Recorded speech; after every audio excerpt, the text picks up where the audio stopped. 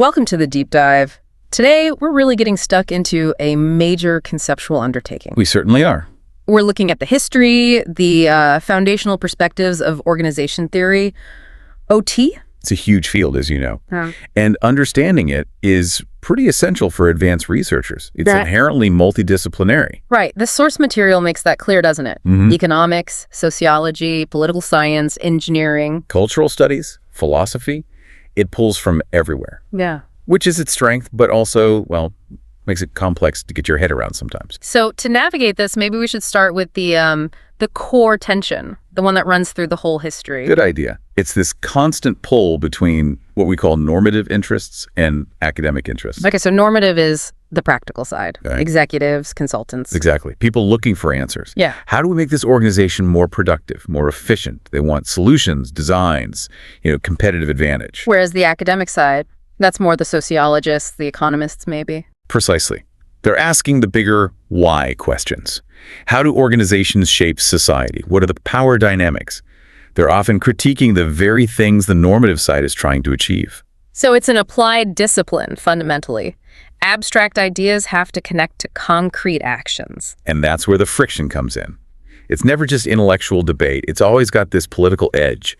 Deep disagreements about what organizations are for. Okay, so our plan today is to trace that evolution. We'll start with the prehistory, the ideas floating around before OT was really a thing. Then we'll move through the three big perspectives: modern, symbolic, and postmodern. Sounds like a plan. Let's dive into that prehistory. So we're going back quite a way here, Enlightenment times, before management theory even existed as such. That's right. The earliest formal thinking about organizing work actually comes out of economics, classical political economy. Which means Adam Smith? Adam Smith, 1776, The Wealth of Nations. He gives us arguably the first proper theory of organization, the division of labor. The idea that breaking down work into specialized tasks is the key to economic efficiency. And he had that famous example, didn't he? The pin factory. He did. And the detail is what makes it so powerful. He wasn't just being abstract. He said, look, one worker on their own maybe makes one pin a day, perhaps 20 if they're skilled. But then you introduce organization, specialization. Exactly. 10 workers, each doing one or two of 18 distinct steps: drawing wire, straightening, cutting, pointing it, grinding the top, putting the head on. And the result? Phenomenal. Those 10 workers could churn out 48,000 pins a day. Wow, so that's 4,800 pins per person compared to maybe 20 before. A massive leap, and it's purely down to differentiation of tasks and specialization of laborers. This idea becomes absolutely central to defining social structure, how roles connect, and it set the goal for early management: simplify production. Okay, so Smith sees efficiency and progress, but then comes Marx. Marx, a completely different angle. Writing a bit later, he sees inherent conflict, not harmony. His theory of capital focuses on the power struggle Between capital and labor, right? between the owners of the means of production capital and those who only have their labor to sell. The conflict arises over surplus profit. Who gets the value that labor creates? And Marx argues the capitalist has to push labor harder. Because of competition? Yes. The drive for profitability forces capitalists to cut costs, and the easiest cost to squeeze is labor. Leading to commodification, treating people like things. Precisely. Labor becomes just another input, a cost to be minimized. That's exploitation in Marx's view. The worker sells their time, their effort, as a commodity. And the result is alienation. Workers feel disconnected from their work, from the product, even from themselves. Yes, and they sort of willingly participate because they have to sell their labor to survive, accepting terms that favor capital. This, for Marx, necessitates managerial control to extract effort. So Marx lays the groundwork for critical theory within OT. He's saying efficiency isn't neutral, it's a battleground, unless workers organize. Unions, collective bargaining, that's the counterforce in his model. Yeah. A stark contrast to Smith's vision. Okay, so from economics and conflict, we move to sociology proper with Durkheim. Emile Durkheim, yes. Around 1893, the division of labor in society. He's looking at the same shift Smith did, agricultural to industrial society, but through a sociological lens. So he talks about the division of labor too. He does, but he adds crucial sociological concepts: hierarchy, the structured levels of authority, and the interdependence of roles. how all these specialized jobs have to fit together. These ideas really form the basis of the modern perspective's view of social structure. But Durkheim added something else really important, didn't he? The formal versus informal. Absolutely critical. He distinguished between the formal organization, the official hierarchy, the rule, the job descriptions, and the informal organization. Which is? The social side. The workers' relationships, their social needs, the unofficial norms and groups that spring up.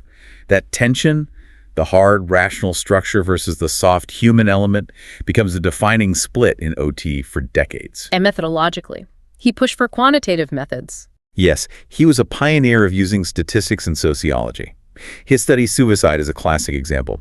He believed in empirical measurement to understand social structures. Okay, Smith, Marx, Durkheim. Who's the final big figure in this prehistory? Max Weber, a giant. His focus was on authority. How is power legitimized and exercised in modernizing societies? And he identified different types. 3 main forms. First, traditional authority. Based on inheritance, custom, bloodlines, think monarchy. Stable but risks incompetence. Second, Charismatic authority. Based purely on the leader's personality, their magnetism. Powerful, inspiring even, but very unstable. What happens when the leader goes? Succession crises. and the third type is key for modernity. Rational legal authority. This is authority based on competence, merit, and impersonal rules and laws. Think civil service exams, legal frameworks. Right. Weber argued this form was technically superior and would inevitably dominate. Because it's predictable and binds everyone, leaders included. Exactly. And he predicted this would lead directly to bureaucracy. Ugh, bureaucracy. Often seen negatively now, but Weber saw it as efficient. Technically efficient, yes. An extension of industrial logic to administration. A way to run governments, large companies, anything complex, reliably and fairly, based on rules, not whims. But there was a warning, a big A one. profound one. Weber distinguished formal rationality from substantive rationality. Okay, break those down. Formal rationality is. The how. The techniques, the calculations, measuring efficiency, following procedures. It's about the means. And substantive rationality. The why. The ultimate goals, the human values, the desired ends of the action. What are we trying to achieve as humans? And Weber's fear. That we'd become obsessed with formal rationality, the efficiency, the rules, and forget the substantive goals. That we'd end up in an iron cage. The cog in an ever-moving mechanism. Precisely. Trapped by systems of our own making, prioritizing efficiency over human values. It's a warning that echoes right through to the postmodern critiques we'll get to later.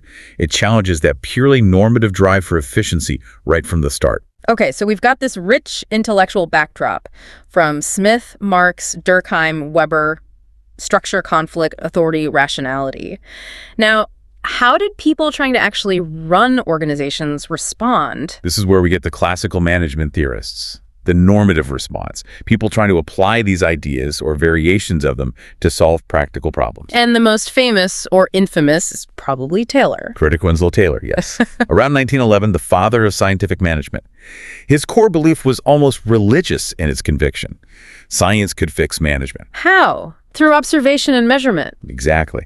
Time and motion studies for everything. How workers shoveled coal, how they handled materials, the best way to design tools. He wanted to find the one best way for every task. And then standardize it. Standardize everything. Instruction cards telling workers precisely how to do the job. Incentive schemes rewarding output above a scientifically determined standard. He thought this would end conflict, didn't he? The Marxian strut. He genuinely did.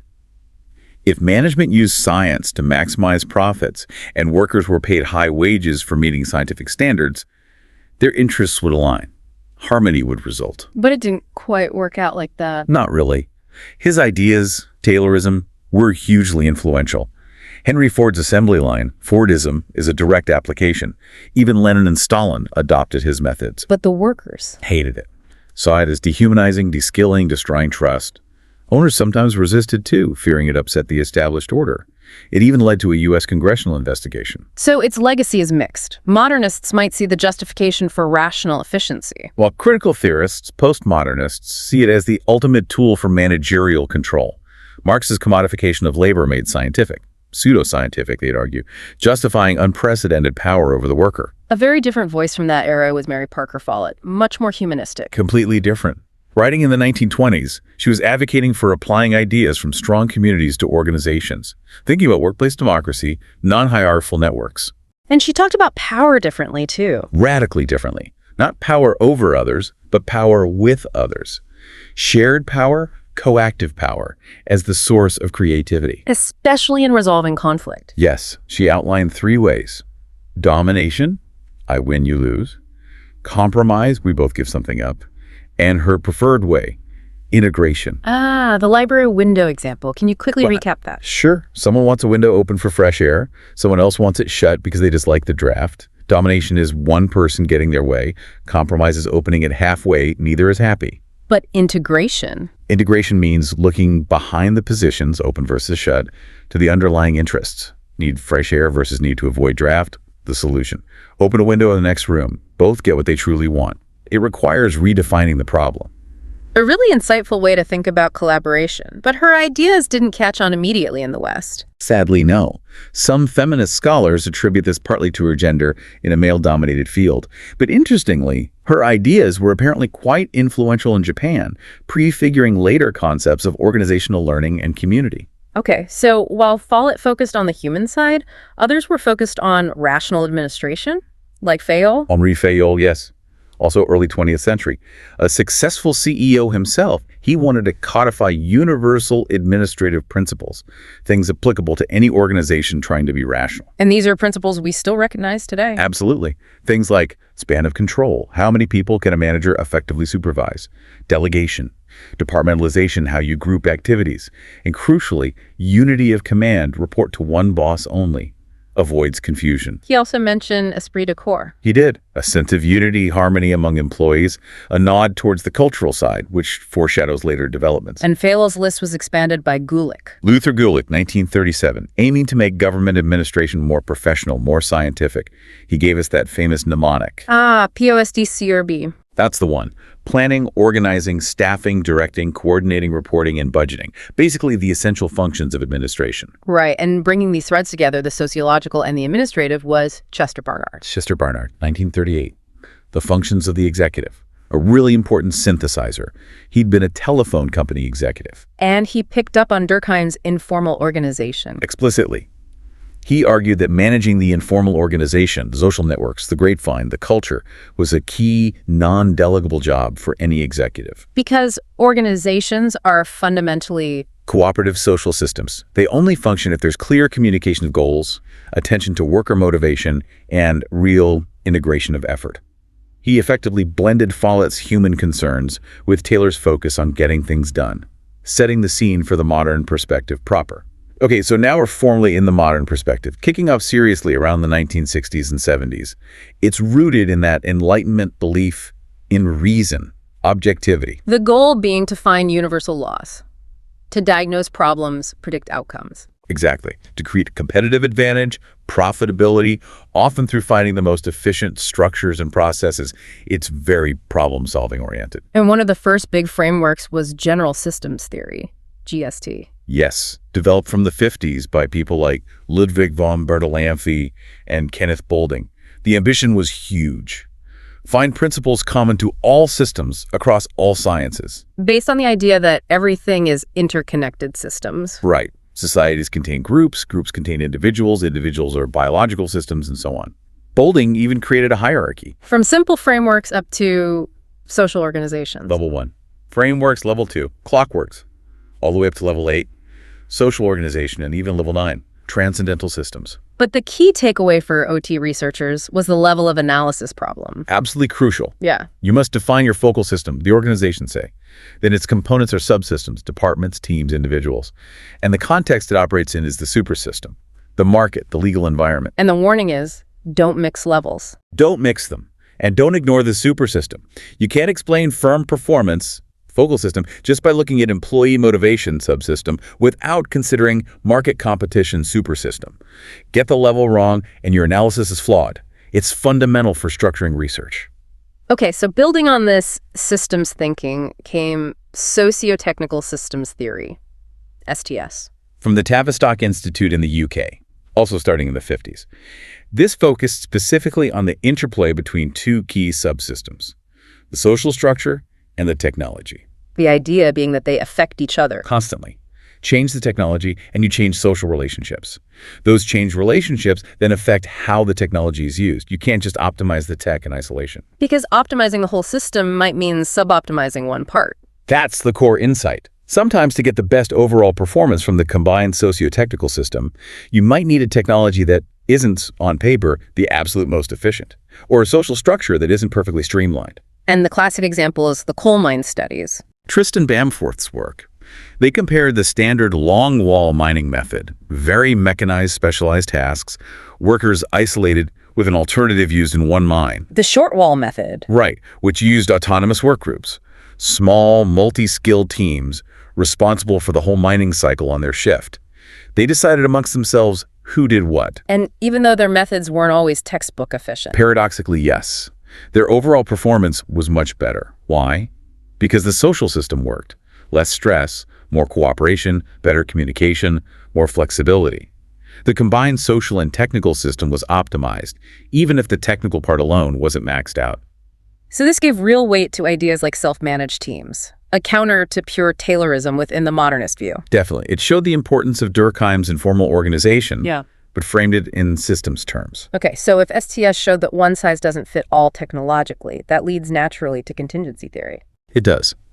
This became, and arguably still is, a dominant approach within the modern perspective. It's the big rejection of the classical search for the one best way to organize. Instead, it says, it depends. The best structure, the best leadership style, the best control system, it's all contingent upon the situation. Factors like the environment, technology, goals, people. All of those. The core logic is if, then. Can you give an example? Sure. If an organization is manufacturing standard products in a stable, predictable market environment, then a mechanistic, bureaucratic structure with clear rules and hierarchy is likely most efficient. But if an organization is doing cutting-edge R&D in a rapidly changing, uncertain environment, then an organic, flexible, decentralized structure with lots of communication is probably better. it offers practical recipes, which is appealing. Very seductive for managers. It gives diagnostic tools, tailored solutions. But the critique, especially from later perspectives, is that it still focuses very narrowly on technical rationality and efficiency. It asks what works best, but not necessarily best for whom, or according to what values. Right, so that sets up the need for a different lens. We need to shift gears now, moving away from objective structures and towards subjectivity, meaning... Exactly. We enter the symbolic perspective, which really took off in the 1980s. It draws heavily on interpretive sociology, anthropology. The core idea flips modernism on its head. How so? It argues reality isn't just out there waiting to be discovered. It's socially constructed. We create our social world through shared interpretations, through symbols, through language. The idea that if people define situations as real, they are real in their consequences. That's the essence of it. Share beliefs, culture, norms. These social facts are just as real in their impact on behavior as physical facts, maybe even more so in organizations. And the key theory here is social construction. Berger and Luckman. Peter Berger and Thomas Luckman, 1966. Their argument is that social order isn't maintained by structures, but by shared symbolic universes, by intersubjectivity. Intersubjectivity being that shared space of understanding between people. Yes, the common ground that allows us to communicate, build history, culture. It's the foundation for constructing reality together. And they described a process, 3 mechanisms. That's right. First, externalization. We use symbols, words, objects, actions to express meanings outside ourselves. We create a shared symbolic world. Second, Objectification.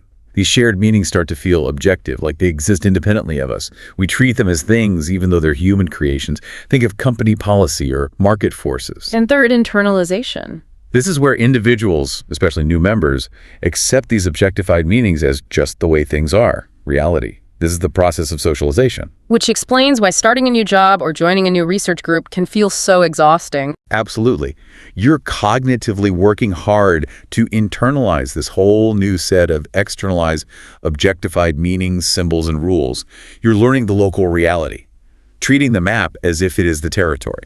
Carl Weick took this even further, didn't he? Focusing on the process of organizing. He did. Weick argued that organizations aren't really static things at all. They're cognitive maps, convenient fictions we talk into existence. The real phenomenon isn't the organization, noun, but organizing, verb. And he talked about reification, mistaking the map for the territory. Yes, combining externalization and objectification. We create these abstract concepts like the market or the strategy, and then we act as if they are concrete realities controlling us, rather than products of our own thinking and talking. So how do we make sense of the world, according to Week? Through enactment and sense-making. We act based on our current beliefs about reality, enactment. Then we look back at the consequences of our actions and retrospectively create meaning or understanding, sense-making. So sense-making isn't about finding truth, it's about creating a plausible story. Exactly. It's about imposing order on confusing experience after the fact. The bandwagon effect is a great example. How does that work in his terms? A rumor starts. Trader X is buying stock Y. A belief, a map. Others hear it and start buying stock Y too. Enactment. This buying pressure drives the price up. People then look at the rising price and say, see, Trader X was right to buy. Sense-making. The belief created the reality it then explained. That focus on shared beliefs connects to the idea of institutions, doesn't it? Very strongly. Philip Selznick's work on the Tennessee Valley Authority, PVA, back in the 40s and 50s, is foundational here. What did he find? He showed how the TVA, originally set up as a purely rational, efficient tool for regional development, got co-opted by powerful local interests, politicians, farmers, businesses. It adapted to survive in its environment. And in doing so, it became more than just an organization. It became an institution, something deeply embedded, valued for its own sake, seen as indispensable to the region, even if its actual day-to-day operations may be deviated from the original rational plan. That's the institutionalization paradox. They gain stability by asserting value, becoming taken for granted. Right. And later theorists like Meyer and Rowan argued this creates an institutional myth, a kind of protective shield. The appearance of legitimacy allows institutions to survive even if they are inefficient or engaged in questionable practices behind the scenes. Like the too big to fail argument for banks. That's a frequently cited modern example. The claim of indispensability acts as a myth that deflects scrutiny. Okay, myths, values, shared meaning. This leads us straight into organizational culture. And to anthropologist Clifford Geertz, hugely influential. He defined culture, drawing on Weber, as those webs of significance man himself has spun. Meaning culture isn't just out there, it's something we create and are caught in. Exactly. And studying it requires interpretive analysis, not scientific laws. You need to understand the meaning behind actions. His method was thick description. Yes. Deep, detailed ethnographic work to uncover the layers of symbolic meaning. His famous essay on the Balinese cockfight is the classic illustration. Can you remind us of the key point there? About gaining access. Geertz and his wife were initially ignored, invisible in the village. Then they attended an illegal cockfight, which got raided by police. Everyone panicked and ran. And Geertz and his wife ran too. They did. Instead of acting like detached observers, they shared the panic, fled with the villagers, and ended up hiding in a local family's courtyard. And this act of shared, fleeing. It broke the ice completely. The next day, everyone was friendly, teasing them.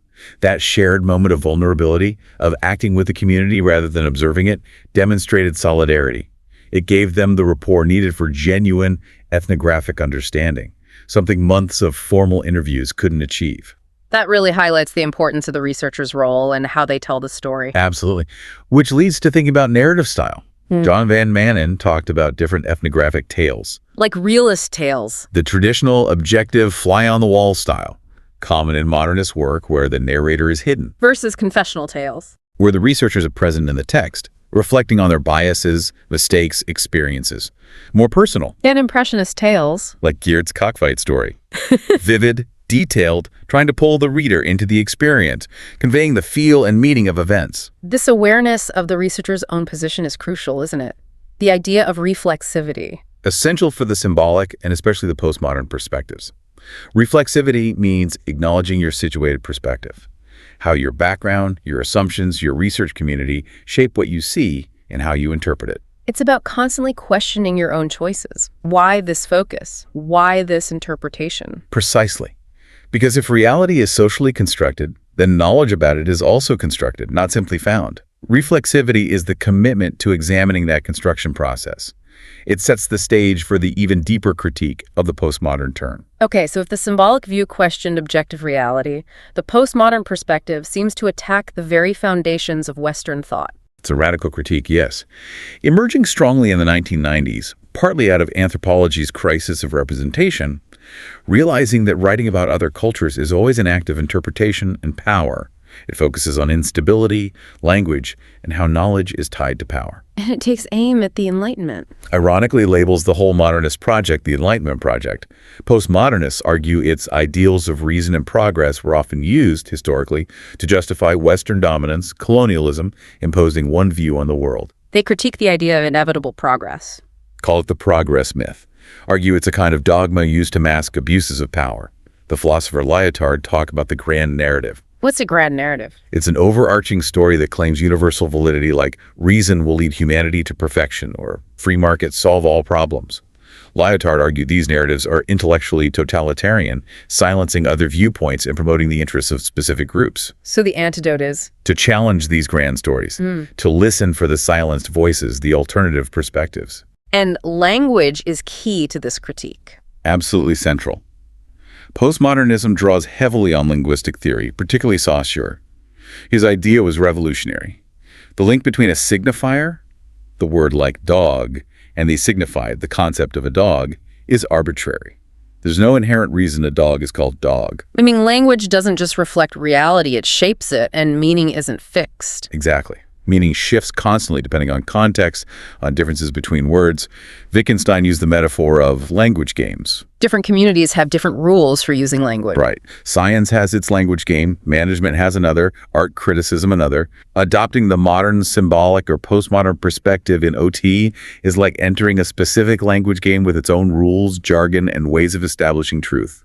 Makes communication across perspectives tricky. So facts are just agreements within a language game. Lyotard's truth claims. Yes. And crucially, who gets to decide which truth claims are valid? Usually those with power.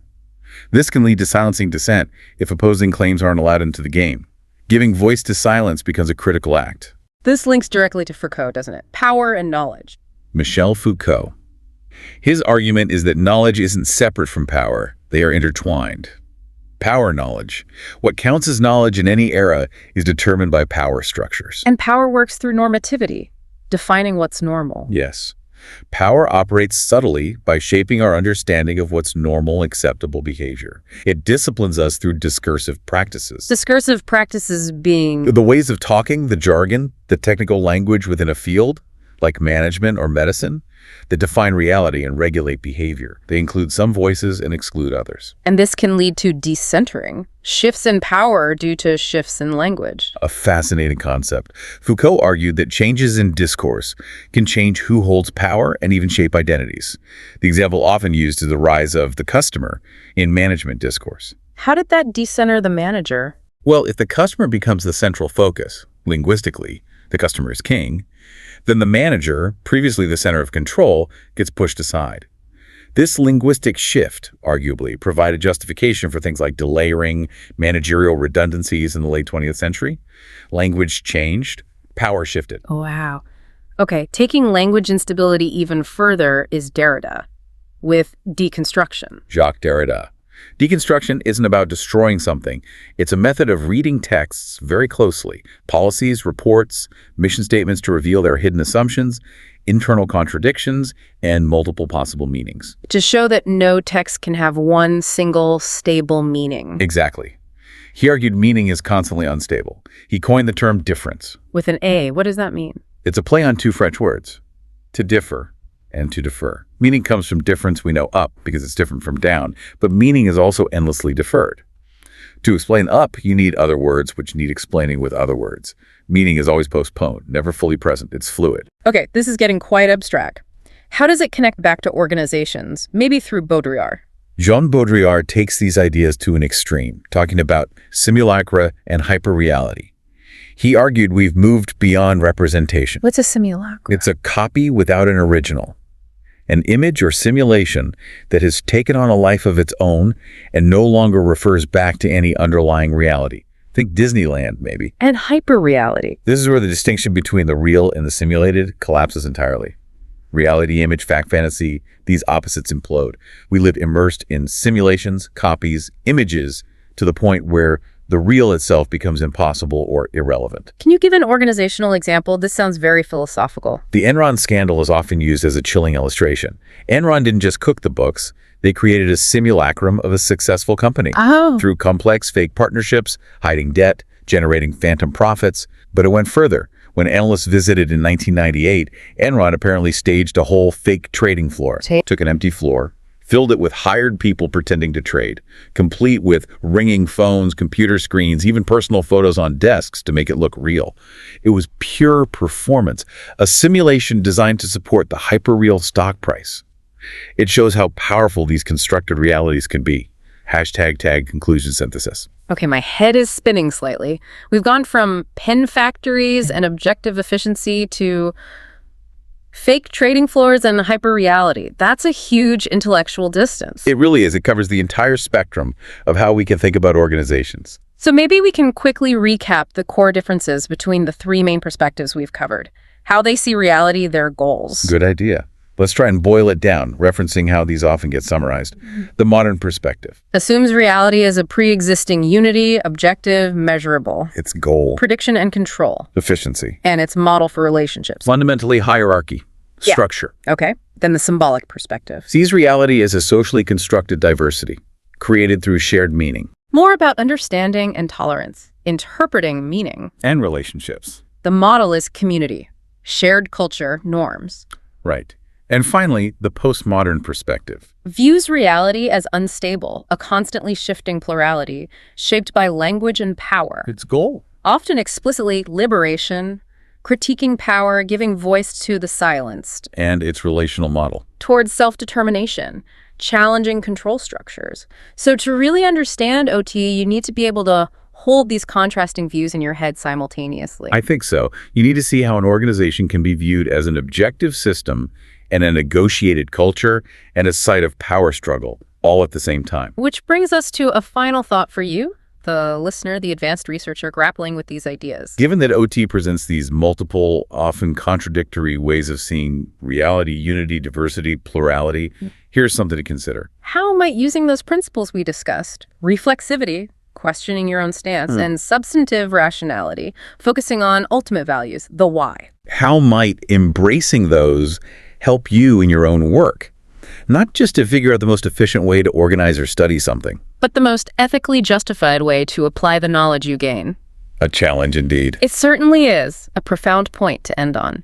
Thank you for joining us on this very deep dive into the foundations of organizational thought. Keep questioning those structures, symbols, and discourses. We hope you'll join us again soon.